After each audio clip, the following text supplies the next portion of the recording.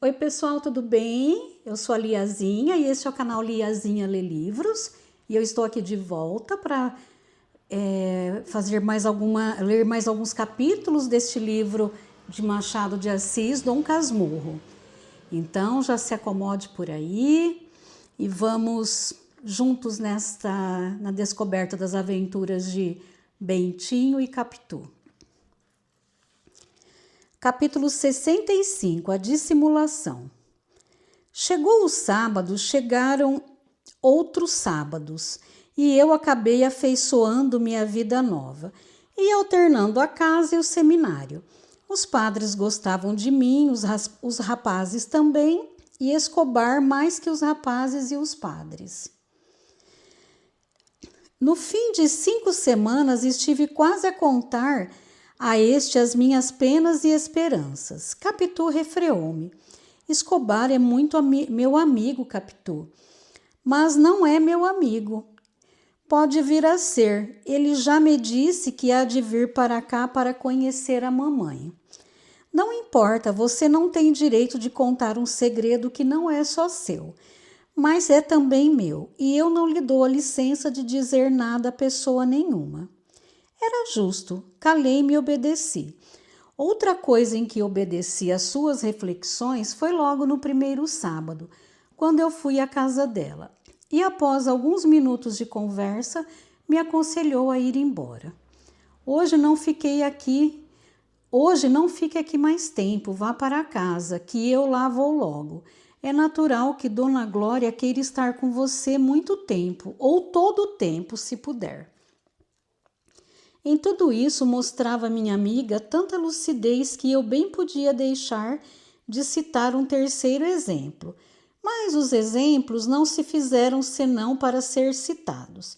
E este é tão bom que a omissão seria um crime.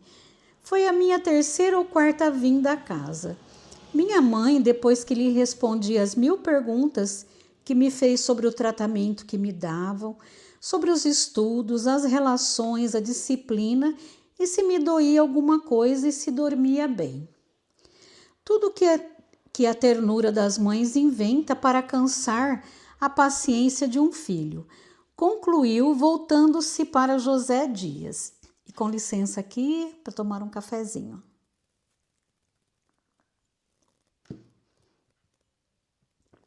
Assim aquece um pouco, né?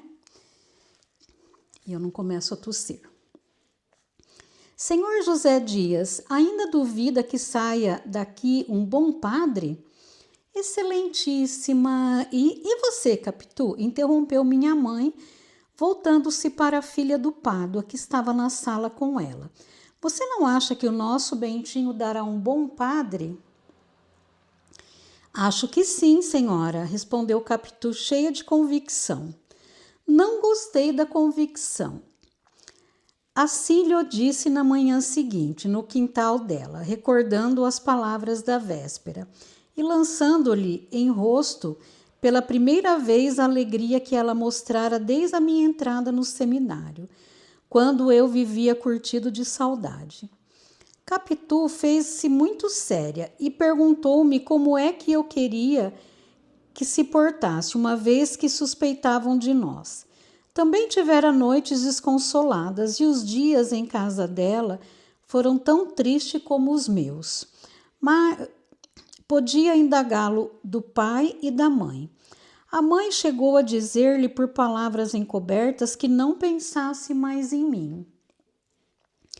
Com Dona Glória e Dona Justina, mostro-me naturalmente alegre, para que não pareça que a denúncia de José Dias é verdadeira. Se parecesse, elas tratariam de separar-nos mais e talvez acabassem não me recebendo. Para mim, basta o nosso juramento de que havemos de casar um com o outro. Era isto mesmo, devíamos dissimular para matar qualquer suspeita e, ao mesmo tempo, gozar toda a liberdade anterior e construir tranquilos o nosso futuro. Mas o exemplo completasse o que ouvi no dia seguinte ao almoço. Minha mãe dizendo ao tio Cosme que ainda queria ver Que mão havia eu de abençoar o povo da missa? Contou que, dias antes, estava a falar de moças que se casam cedo. E Capitu lhe dissera: pois a mim, quem me há de casar, há de ser o padre Bentinho. Eu espero que ele se ordene. Tio Cosme riu da graça e José Dias não dessorriu. Só a prima Justina é que franziu a testa e olhou para mim interrogativamente. Eu que havia olhado para todos não pude resistir ao gesto da prima e tratei de comer. Mas comi mal. Estava tão contente com aquela grande dissimulação de Capitu que não vi mais nada. E logo que almocei, corri a referir-lhe a conversa e a louvar-lhe a astúcia. Capitu sorriu de agradecida. Você tem razão, Capitu, concluí eu. Vamos enganar toda esta gente, não é? Disse ela com ingenuidade.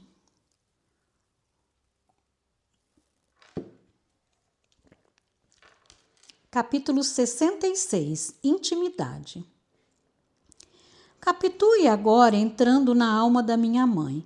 Viviam mais tempo juntas, falando de mim a propósito do sol e da chuva ou de nada. Capitu ia lá cozer as manhãs, alguma vez ficava para jantar. Prima Justina não acompanhava a parenta naquelas finezas, mas não tratava de todo mal a minha amiga. Era assaz sincera para dizer o mal que sentia de alguém e não sentia bem de pessoa alguma. Talvez do marido, mas o marido já era morto. Em todo caso, não existira homem capaz de competir com ele na afeição, no trabalho e na honestidade, nas maneiras e na agudeza de espírito. Esta opinião, segundo o tio Cosme, era póstuma, pois em vida andavam as brigas, e os últimos 6 meses acabaram separados. Tanto melhor para a justiça dela. O louvor dos mortos é um modo de orar por eles. Também gostaria de minha mãe, ou se algum mal pensou dela, foi entre si e o travesseiro. Compreende-se que, de aparência, lhe desse a estima devida. Não penso que ela aspirasse a algum legado. As pessoas assim dispostas excediam os serviços naturais, faziam-se mais risonhas, mais assíduas e multiplicavam os cuidados. Precedem os fâmulos. Tudo isso era contrário à natureza da prima Justina, feita de azedume e de total implicância. Como vivesse de favor na casa, explica-se que não desestimasse a dona e calasse os seus ressentimentos ou só dissesse mal dela a Deus e ao diabo. Caso tivesse ressentimentos de minha mãe, não era uma razão para detestar Capitu. Nem ela precisava de razões suplementares. Contudo, a intimidade de Capitu fê-la mais aborrecível à minha parenta. Se a princípio não a tratava mal, com o tempo trocou de maneiras e acabou fugindo-lhe. Capitu, atenta, desde que a não via, indagava dela e ia procurá-la. Prima Justina tolerava esses cuidados. A vida é cheia de obrigações que a gente cumpre. Por mais vontade que tenha de as infringir deslavadamente. Demais, Capitu usava certa magia que cativa. Prima Justina acabava sorrindo, ainda que azedo, mas a sós com minha mãe achava alguma palavra ruim que dizer da menina. Como minha mãe adoecesse de uma febre que a pôs a portas da morte, quis que Capitu lhe servisse de enfermeira. Prima Justina, posto que isto a aliviasse de cuidados penosos, não perdoou a minha amiga a intervenção. Um dia perguntou-lhe se não tinha o que fazer em casa, E outro dia, rindo, soltou-lhe este epigrama: não precisa correr tanto. O que tiver de ser seu, as mãos lhe há de ir. Ai, ai, ai. Um pecado. Capítulo 67. Já agora não tiro a doente da cama sem contar o que se deu comigo.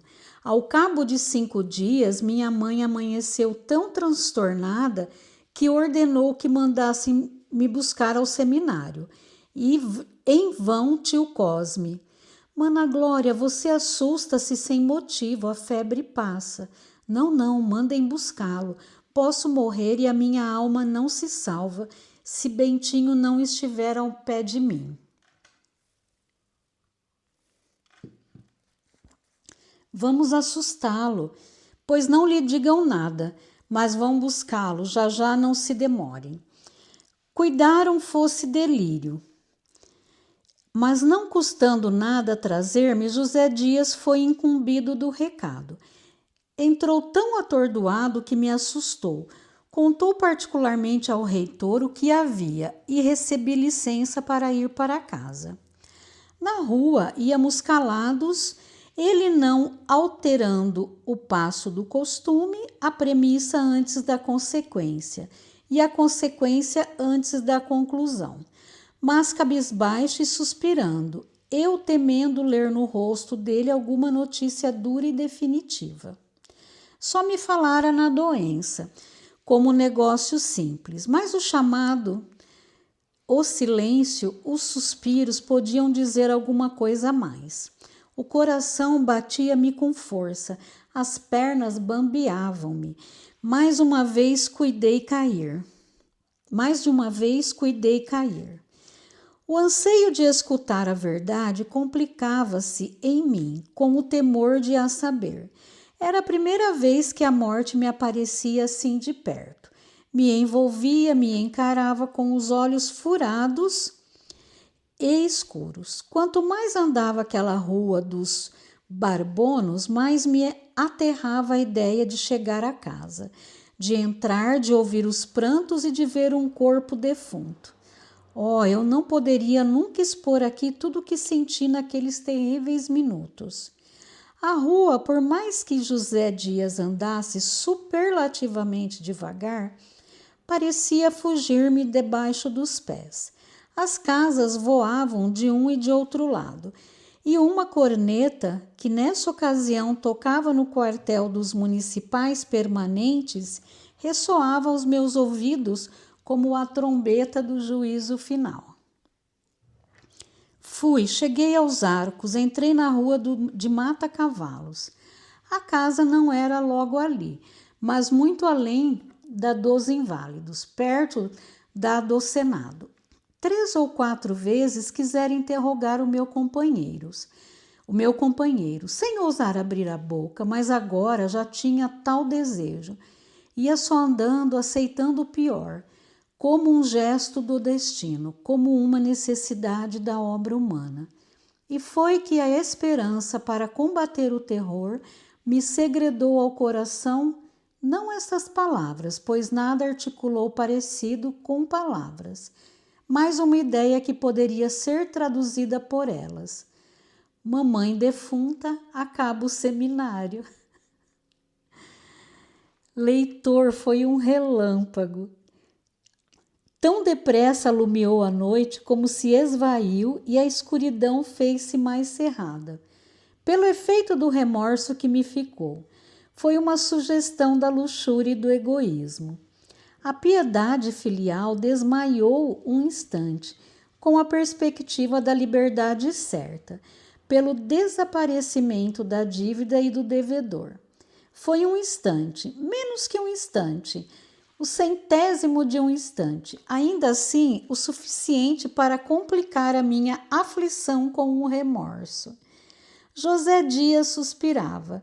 Uma vez olhou para mim tão cheio de pena que me pareceu haver adivinhado, e eu quis pedir-lhe que não dissesse nada a ninguém, que eu ia castigar-me, etc.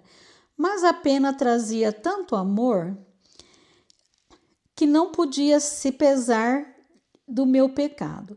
Mas então era sempre a morte de minha mãe. Senti uma angústia grande, um nó na garganta e não pude mais. Chorei de uma vez. Ô, tadinho. O que é, Bentinho? Mamãe, não, que ideia é essa? O estado dela é gravíssimo, sim, mas não é mal de morte, não, e Deus pode tudo. Enxugue os olhos, que é feio um mocinho da sua idade andar chorando pela rua. Não há de ser nada, uma febre. As febres assim, como dão com força, assim também se vão embora. Com os dedos não. Onde está o lenço? Enxuguei os olhos, posto que todas as palavras de José Dias, uma só me ficasse no coração. Foi aquele gravíssimo.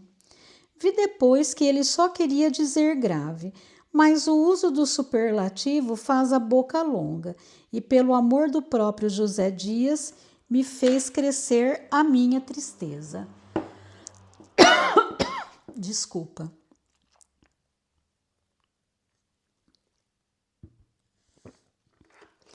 Se achares neste livro algum caso da mesma família, avisa-me, leitor, para que o emende na segunda edição.